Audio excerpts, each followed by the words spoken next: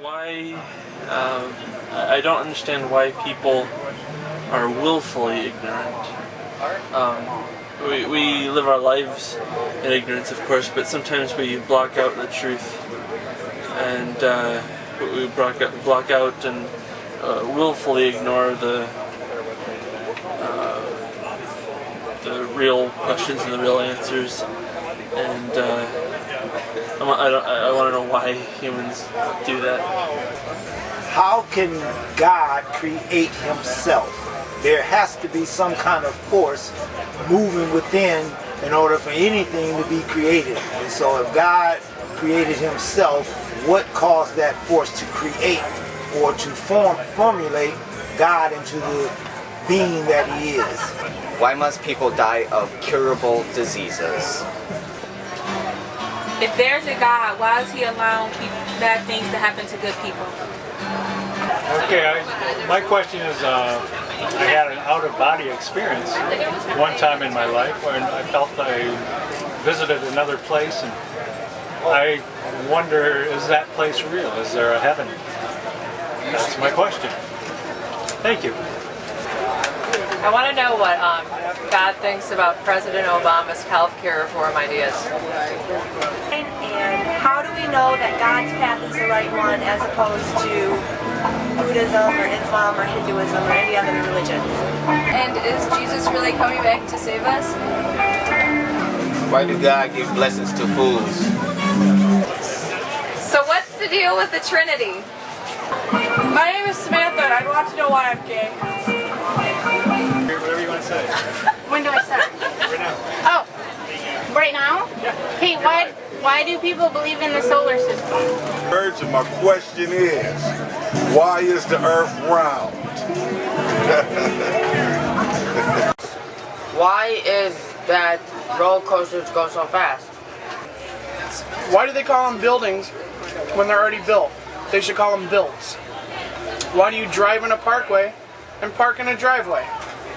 Life's questions, they just don't make sense. And we want to know, how are we supposed to get home when we walked all the way over here and now we don't have a ride back? What is your why? That's the question we're asking. Like, what is your big question in life? What do you mean? Like, what did other people say? I don't get it.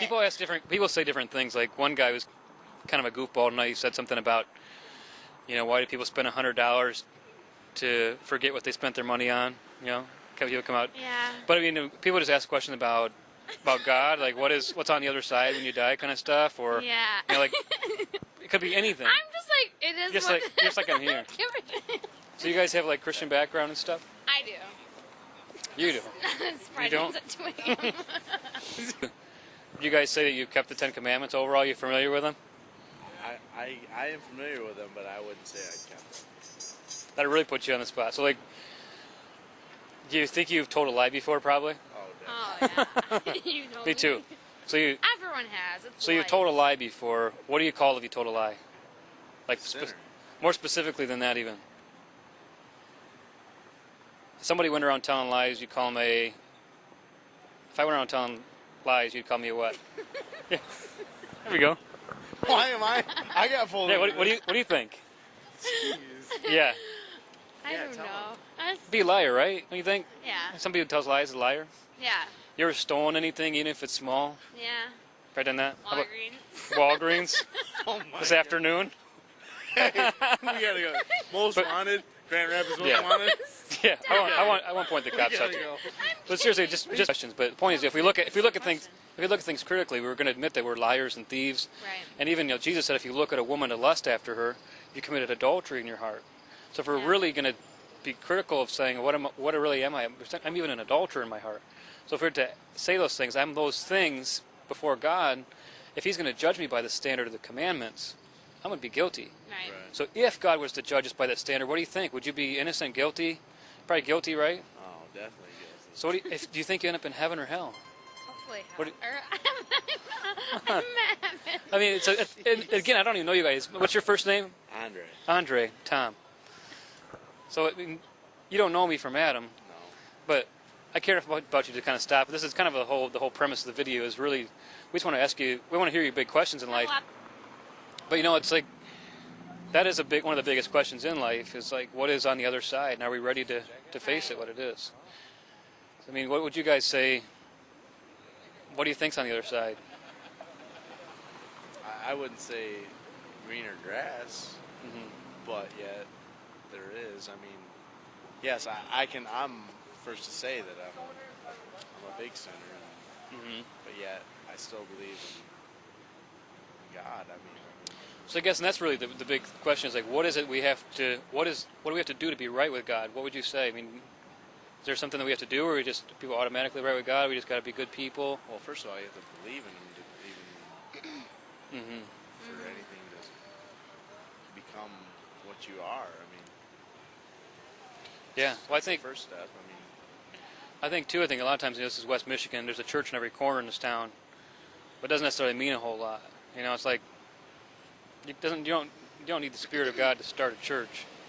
I think the idea too is that, and I won't keep you much longer, I promise. But the point what we talk about here is that 2,000 years ago, Jesus Christ was God in the flesh. He took on flesh.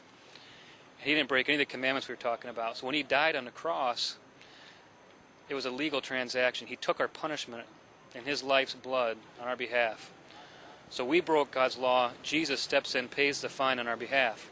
That doesn't mean everybody's automatically right with God. Right. That means if we put our trust and faith in what He did and His death and resurrection, and repent, simply to turn from the things we know that are wrong and live for God, that God grants, He wipes the slate clean based on our really receiving that gift that He's given. So a lot of times we have this mentality, especially in West Michigan. I grew up in it. And it's like, I believe in Jesus. But demons believe in Jesus too.